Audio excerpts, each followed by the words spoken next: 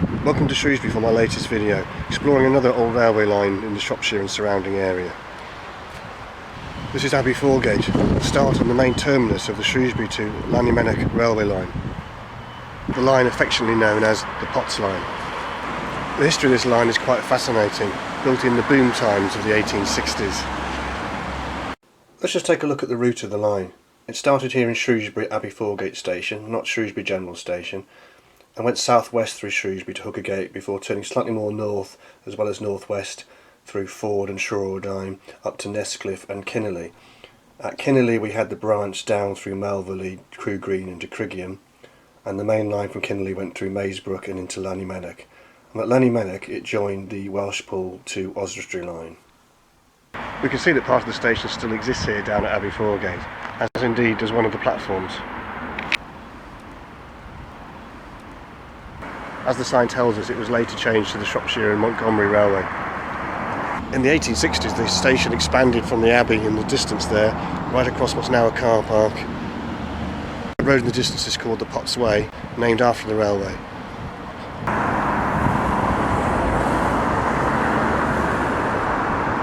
Now this road, the Old Potts Way, is actually a fairly new road here in Shrewsbury, linking up some of the new developments, but part of this road follows the course of the Old Potts Line Railway, which then branched right over the Shrewsbury-Ludlow line in the distance. The building of the Potts Line was fraught with difficulties, one which came right at the start when permission wasn't given to use the main Shrewsbury General Station. Hence the reason the railway company located here in Abbey Foregate, working totally separate and isolated from the rest of the railway network. Thankfully, despite the fact it closed early last century, we still have some remains of the station here in what's now a car park. An interesting feature of the station here is that one of the platforms finished just in front of that pulpit there, as the railway was built on the site of the old refectory of the Abbey. So why was this called the Potts Line? Well, it was created by the Potteries Shrewsbury and North Wales Railway Company and funded by the North Staffordshire Railway. And with that Staffordshire connection, it just became known as the Potts Line. And that's what it's affectionately known as today.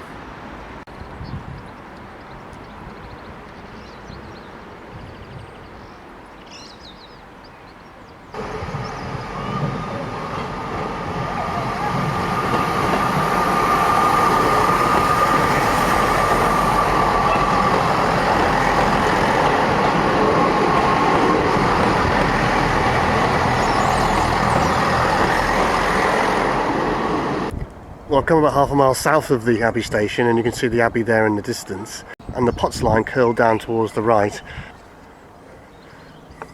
and then crossed over the Severn Valley line. Now if we pan south we can see the first bridge which spans over the Severn Valley line. Now I've been trying to pinpoint the exact position of the line in respect of where it crosses the Shrewsbury to Ludlow line, and I actually think it's about 15 metres further south into that housing estate. Finding any evidence in that housing estate is most unlikely. This bridge here I think was built as a road bridge, might stand corrected, but I think the Potts Line was another 50 metres or so into that housing estate before it crossed over the Ludlow-Shrewsbury line.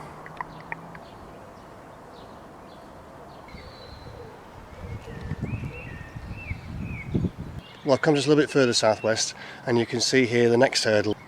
And the next hurdle of the Potts Line was to cross the Shrewsbury to Ludlow line. And here we can actually see part of the original bridge from the east side there, across the Ludlow line to the west side over there.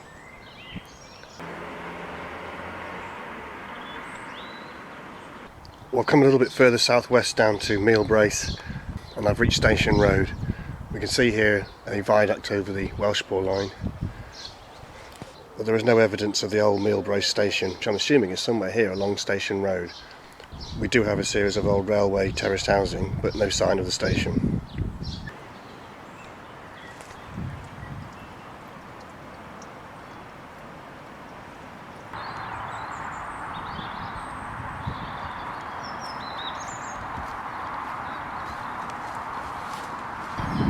It's now quite a relief to get out of the town. I'm about a mile southwest of Shrewsbury, coming towards Redhill and Hookagate, and at last I've picked up the track bed. I'm just reflecting on the reasons this line was built in the first place. The proposal was to make a railway line coming out of Shrewsbury into a completely unpopulated area.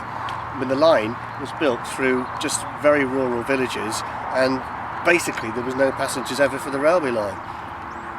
The initial idea was that it would become a mineral line carrying minerals from Llanymynech, but it was always proposed to be a passenger line as well, but it was never ever going to succeed. Apart from the fact that the line was going through areas where no one lived, it was built over a floodplain. Throw into that the building of a couple of cheap rickety bridges and you have a recipe for disaster.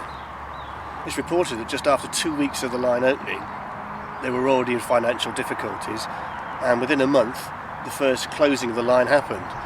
And this tale of opening and closing dominates the whole history of the Potts line. We'll have a look at more of the history of the line as we make our way westwards towards Llanymynech.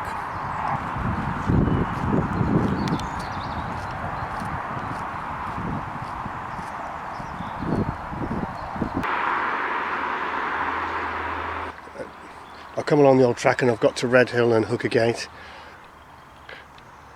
Here the line turned a bit more westward and a bit more northerly on its way up to Ford and Shrawardine.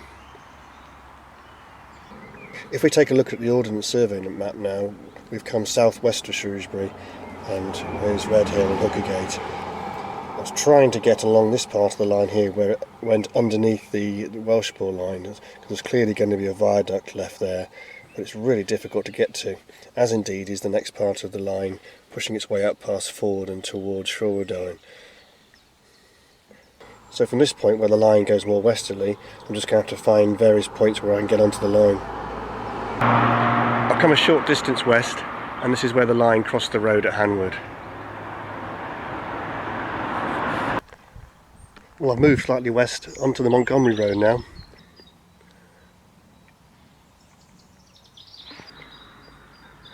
The remains of the bridge here is pretty similar to what we saw at Hanwood.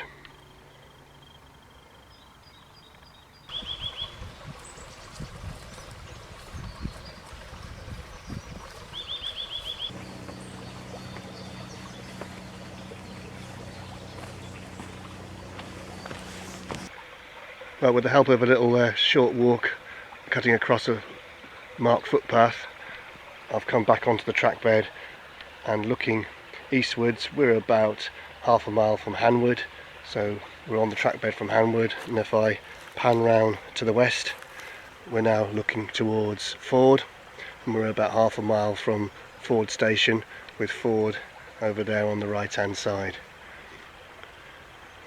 In front of us on the track bed we can see a farm and a farmhouse which has been built on since the demise of the railway.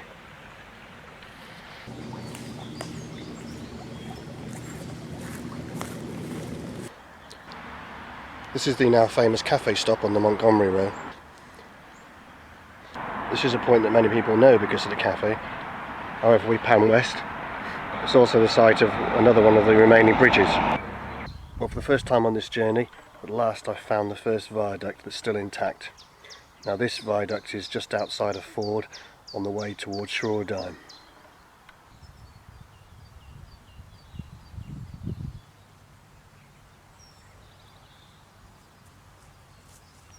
And here's what remains of the top of the viaduct looking eastwards. And if I pan westwards we can see the track going up into the distance.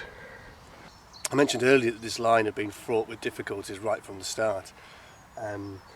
This stretch from here now, past Shrawardine and beyond, was built on a floodplain. This caused immense problems for the not just the builders, but the railway company that ran it as well. Despite warnings of this being a flood area, it was neglected. At one point the flood damaged all the track right up to Shrawardine, and even one of the bridges at Melville collapsed due to heavy flooding. The other feature which I've noticed walking the line so far is the lack of stations. Most of them were built as wooden platforms and there's little or nothing left of them, so finding where the old stations were is down to a bit of imagination and good luck.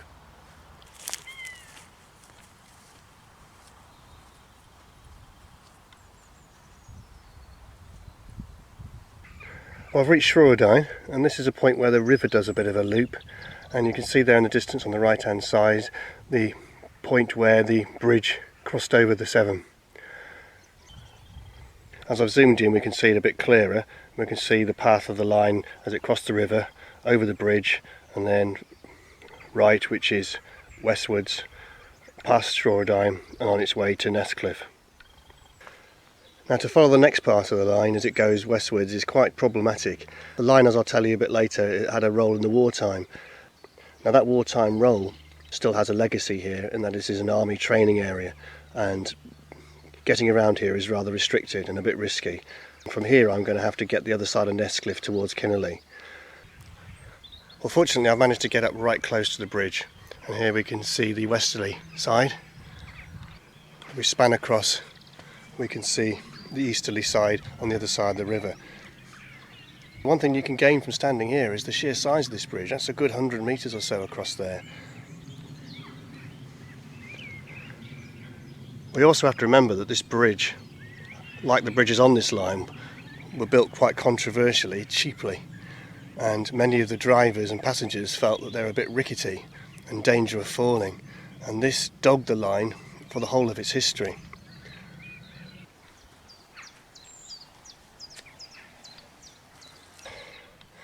Well, I've made my way to the top on the western side, and from here we've got the driver's eye view across the river to the eastern bank. And it's from this point that you can really see how long this bridge was, and considering it was built cheaply, I'm not so sure that I would be a passenger, or even a driver for that matter, wanting to cross this line too often. Well, looking westwards, we've got a nice bit of footpath that runs on the track, which I'm looking forward to walking. At that point we reach the military area which I mentioned before, and in fact I can hear it in the distance. I can hear some guns in the distance. So with that in mind, I'm then going to skip forward past Nestcliff and try and re-pick up the line at Kinnerley.